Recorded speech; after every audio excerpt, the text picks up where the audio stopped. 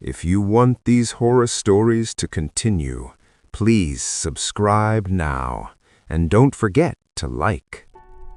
The cornfield stretched farther than the eye could see, a sea of golden stalks that shimmered strangely even under the dim afternoon sun. Rowan, Miles, and Clara had never seen anything like it. It wasn't just tall, it was oppressive. A subtle chill ran down their spines, even though the day was warm. The stalks bent slightly toward them, rustling without wind. Every step they took seemed heavier than the last. The soil beneath their feet felt soft, almost alive, giving way slightly, as if the earth itself was breathing. Clara noticed patterns in the rows, spirals forming large concentric circles, subtle but deliberate, as though the cornfield had been waiting for someone to enter. Rowan laughed nervously, trying to break the tension. Miles shook his head. "This feels wrong," he muttered, scanning the horizon. The further they walked, the taller the corn became, shadows stretching unnaturally long. Clara felt eyes on her, though the sun was still high and no one else was in sight. She reached out to touch a stalk, and it recoiled slightly, snapping back into place. A low hum emerged, barely audible, vibrating through the soles of their shoes. It wasn't wind, it wasn't machinery. The field was communicating, patient and silent, and somehow aware of their presence. The trio tried to mark their path by breaking stalks, leaving little trails behind. But when they turned back, the broken stalks stood tall again, unbroken, undisturbed. "It's impossible," Miles whispered. Rowan's laugh caught in his throat as the field seemed to pulse in response. The rows subtly shifted, narrowing the paths, forcing them deeper.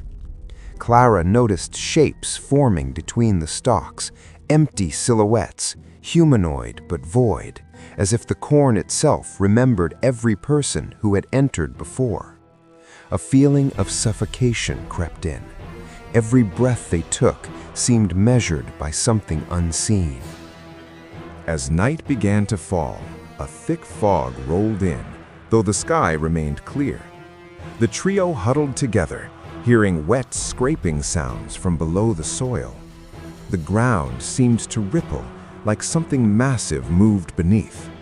Clara stumbled backward as a shadow detached itself from the stalks, a humanoid figure, faceless, tall, and impossibly thin.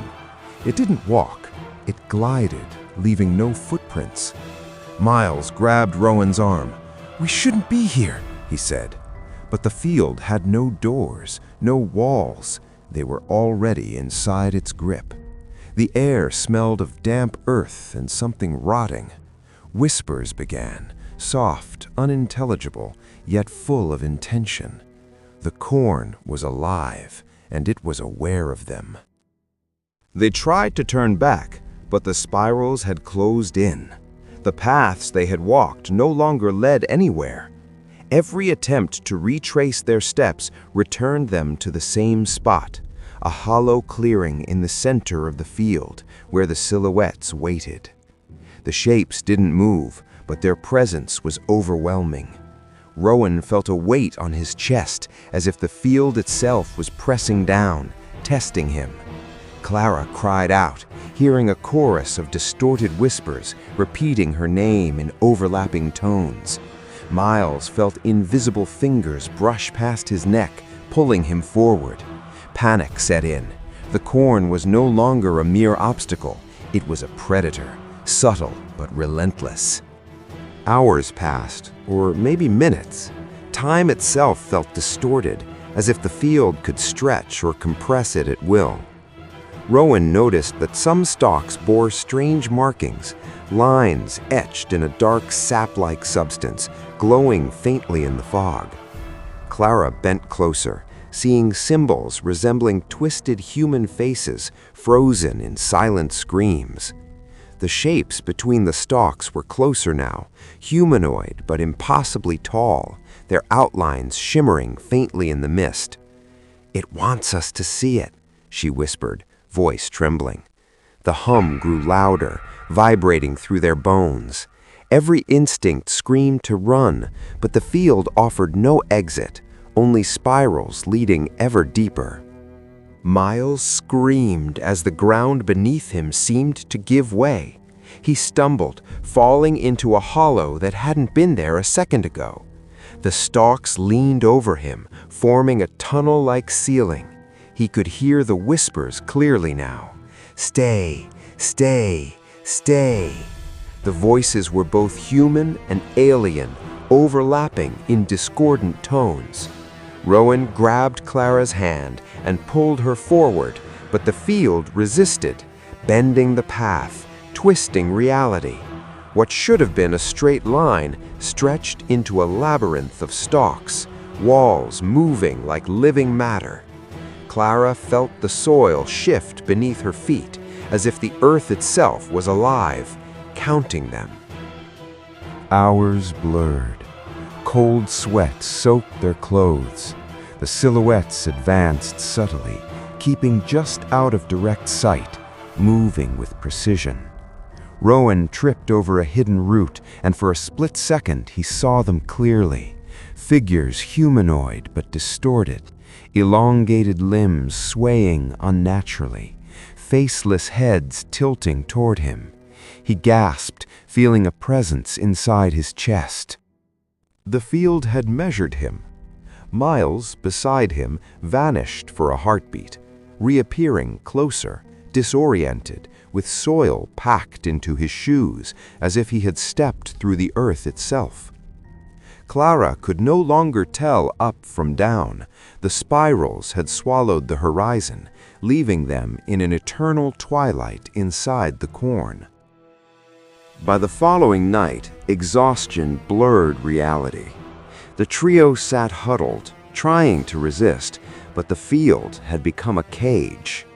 Shapes pressed in around them, leaning with the windless air, whispering, counting, memorizing. Rowan saw his own shadow detach and twist into a mockery of himself. Miles swore he felt invisible hands wrapping gently around his arms, tugging him toward the center. Clara saw the markings glow faintly, revealing hundreds of faces trapped in the stalks, all staring silently. "They've been waiting," she whispered, "and now we belong to them." Dawn arrived, but the sky was wrong. A pale green light filtered through the corn, casting unnatural shadows. The field seemed calm, almost inviting. Rowan, Miles, and Clara, disoriented, stumbled toward what they hoped was an exit. The spiral shifted, opening a narrow path.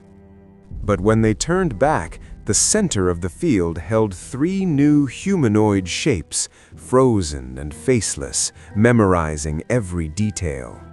Clara realized with horror the cornfield didn't just watch, it learned, it claimed, and the next group would be trapped inside, just as they had been, forever. The end.